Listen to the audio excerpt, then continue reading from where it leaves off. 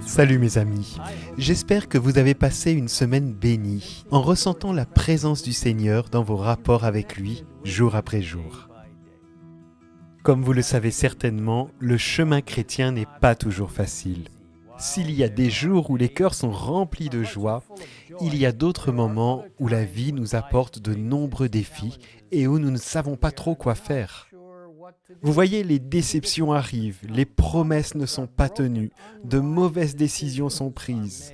Des amis deviennent des ennemis, des familles se séparent, des églises se divisent. Parfois, certaines situations devraient changer, mais nous nous sentons impuissants à faire la différence.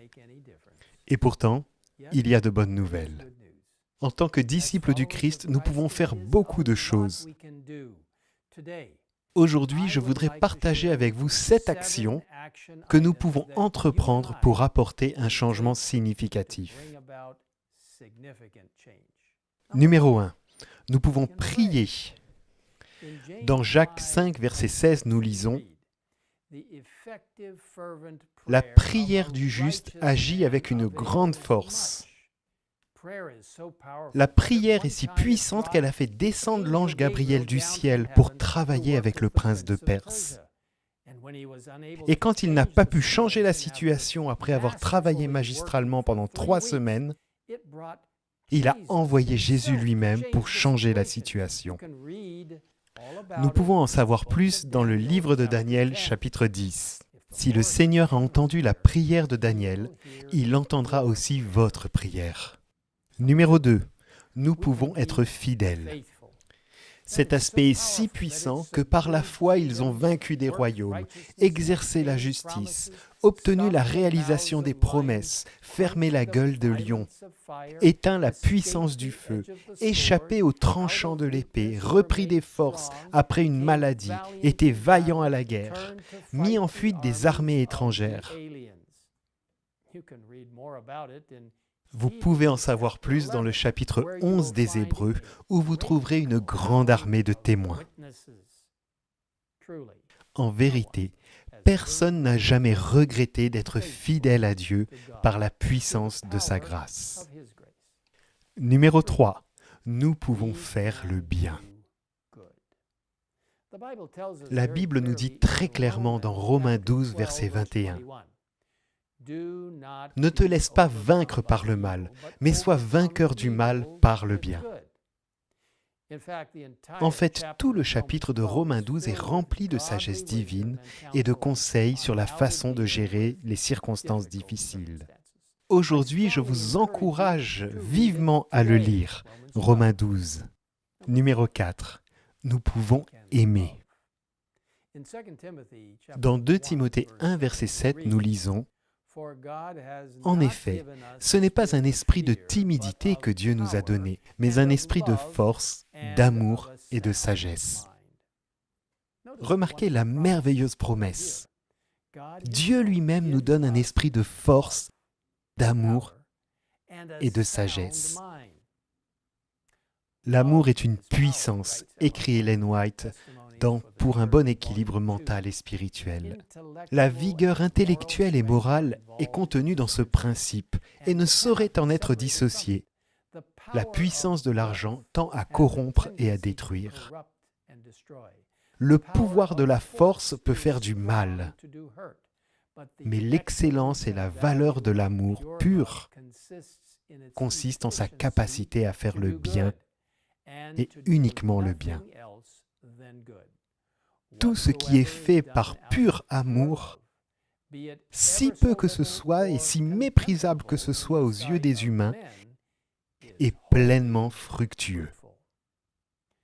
Numéro 5.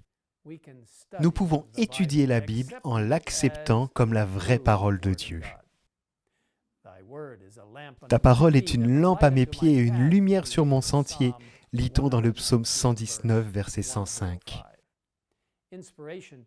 L'esprit de prophétie nous dit, si nous ne voulons pas fonder nos espoirs du ciel sur une fausse base, nous devons accepter la Bible telle qu'elle se lit et croire que le Seigneur pense ce qu'il dit. Vous voyez, c'est une merveilleuse occasion de nous consacrer au Seigneur. Numéro 6. Nous pouvons élever Jésus. 1 Corinthiens 1, verset 18 nous dit « En effet, le message de la croix est une folie pour ceux qui périssent. Mais pour nous qui sommes sauvés, il est la puissance de Dieu. » Chaque jour, nous cherchons des moyens d'élever Jésus dans notre vie et dans celle des autres. Et numéro 7, nous pouvons attendre le Seigneur. Le psalmiste nous dit dans le psaume 27, « Oh, si je n'étais pas sûr de voir la volonté de l'Éternel au pays des vivants. Espère en l'Éternel.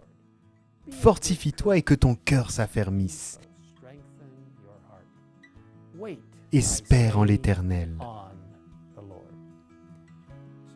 Ainsi, chers amis, lorsque nous sommes connectés à Jésus, nous ne sommes jamais vraiment impuissants et aucune circonstance n'est vraiment sans espoir. Nous pouvons toujours prier, nous pouvons rester fidèles par sa grâce, nous pouvons faire le bien, nous pouvons aimer, nous pouvons étudier la Bible et élever Jésus. Nous pouvons attendre le Seigneur.